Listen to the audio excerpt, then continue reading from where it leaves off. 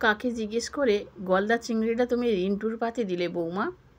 নীলিমা দেবীর রাগী গলা শুনে আপনার থেকেই মাথা নিচু হয়ে গেল রাকার। যবে থেকে তার চাকরিটা গেছে সেদিন থেকে অপমান আর গঞ্জনা নিত্যসঙ্গী।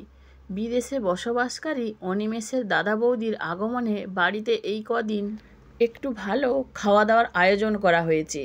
সকাল থেকে রান্নাঘরে রাকা শাশুড়ির নির্দেশ অনুযায়ী একের পর এক রান্না ছাড়ছিল। সুস্বাদু পদগুলো শোভা পাচ্ছিল ডাইনিংয়ে। ভোর হতে না হতেই দরজা ধাক্কা দিয়ে তুলে শাশুড়ি অনিমেষকে বাজারে পাঠিয়েছিল। বড় ছেলে বউয়ের আগমন উপলক্ষে বাজার তুলে আনার নির্দেশ দিয়েছিল। অনেকগুলো টাকাও দিয়েছিল হাতে। অথচ এমনিতে অভাবের সংসারে খাবার চালটুকু ফুরিয়ে গেলেও শাশুড়ির হাত দিয়ে টাকা গলে না।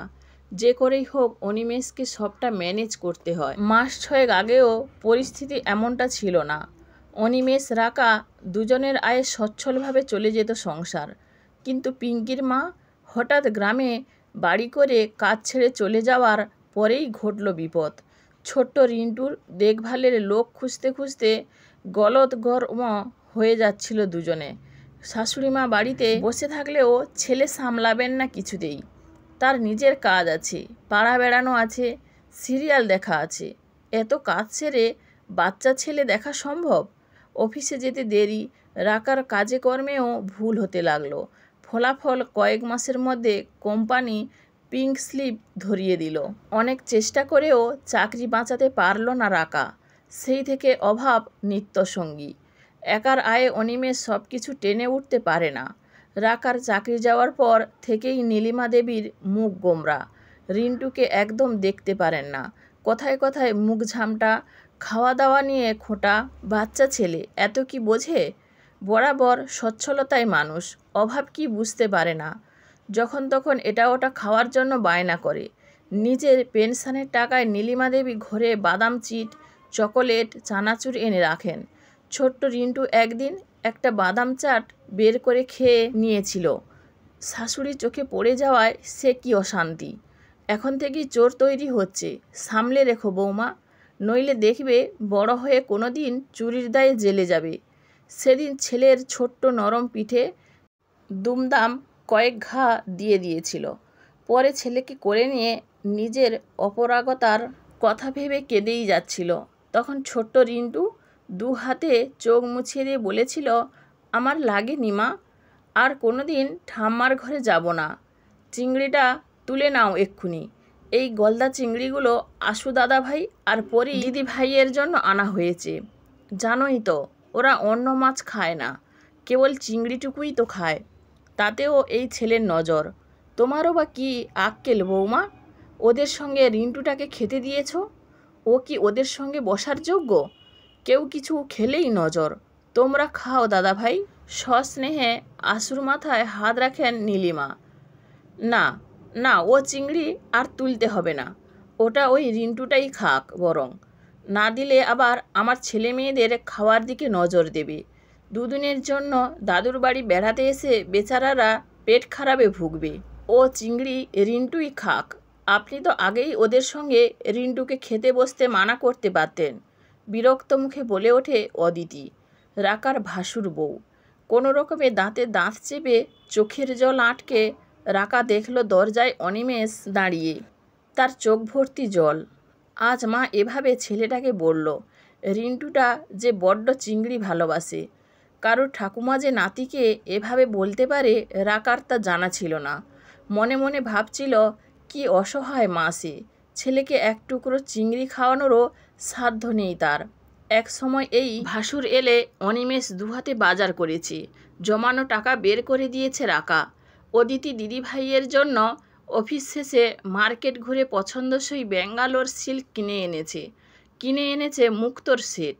শুধু তাই কেন, শাশুড়ির জন্য কি কম করেছে রাকা? অফিস ফেরতা মাঝে মধ্যেই রকমারি উপহার নিয়ে আসতো। মাত্র 6 মাসের ব্যবধানে সম্পর্কগুলো কেমন ঠুনকো হয়ে গেল। কেটে গেছে সপ্তাহ 2। কালই কর্মক্ষেত্রে ফিরে যাবে নিখিলেশ, অনিমেষের বড়দা।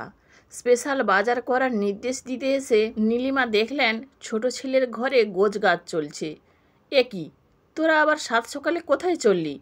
বাজার করা বাকি, সৃষ্টির রান্না বান্না পড়ে আছে। ফালতু সময় নষ্ট না করে তাড়াতাড়ি রান্নাঘরে যাও বৌমা। তোমাদের এখন কোথাও যাওয়া টাওয়া হবে না।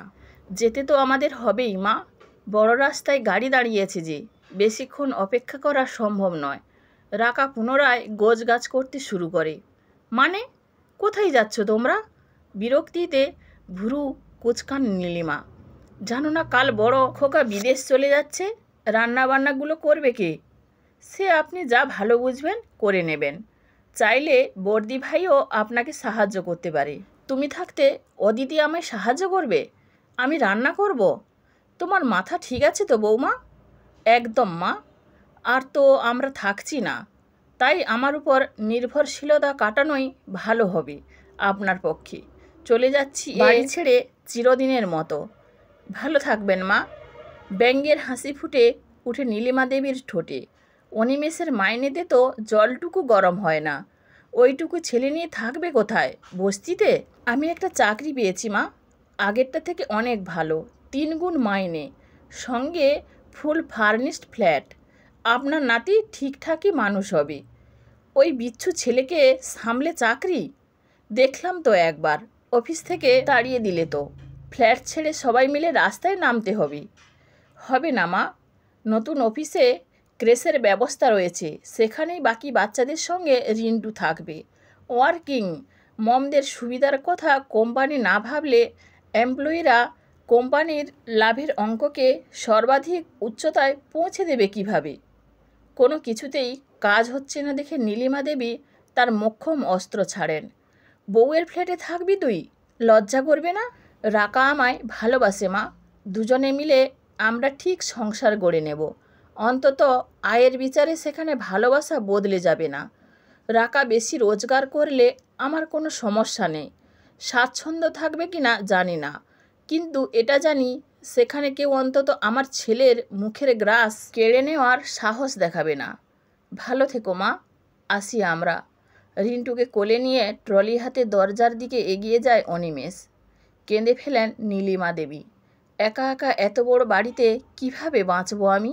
এমন শাস্তি তুই দিসনি ছোটো খোকা। আমার ভুল হয়ে গেছে, আমি অন্ধ হয়ে গেছিলাম। তুই তো জানিস বড় খোকারা নিজেদের নিয়েই ব্যস্ত, সে সংসারে আমায় ঠাঁই নেই। গেট পার করে রাকা বলল, একা তো কি মা, একা নিয়ে আপনি কবে ভেবেছেন? আপনার তো পেনশন আছে, যার জোরে এইটুকু বাচ্চা ছেলেকে চোর বলতেও আটকায় না আপনার। নিজের সাজানো দুনিয়ায় ভালো থাকবেন আপনি। ওই দূরে মিলিয়ে যাচ্ছে রাকা অনিমেষ। ঝাপসা চোখে সেদিকে তাকিয়ে আছেন নীলিমা দেবী। এমন দিন দেখতে হবে ভাবেননি কখনো। সারা জীবন টাকা পয়সার হিসাব কষতে কষতে সম্পর্কের বাঁধন কবে আলগা হয়ে গেছে টেরও পাননি। আজ বুঝতে পারছেন বড্ড ভুল করে ফেলেছেন। ইউনিভার্সিটির টপার রাকাকে বাতিলের খাতায় ফেলে দেওয়া উচিত হয়নি তার। বড় ছেলের সংসারে কোনো দিন ঠাঁই হবে না। অদিতি চিরকালই নিজেকে নিয়ে ব্যস্ত। অনিমেষ হয়তো আর কোনো দিনই ফিরবে না এ বাড়িতে। অনুশোচনার আগুনে দগ্ধ হয়েই বাকি জীবনটা তাকে দিনাতিপাত করতে হবে। বন্ধুরা, গল্পটি যদি ভালো লেগে থাকে তাহলে প্লিজ লাইক, কমেন্ট ও শেয়ার করতে ভুলবেন না। আর নতুন বন্ধু হলে অবশ্যই সাবস্ক্রাইব করে সঙ্গে থাকবেন। ধন্যবাদ, ভালো থাকবেন।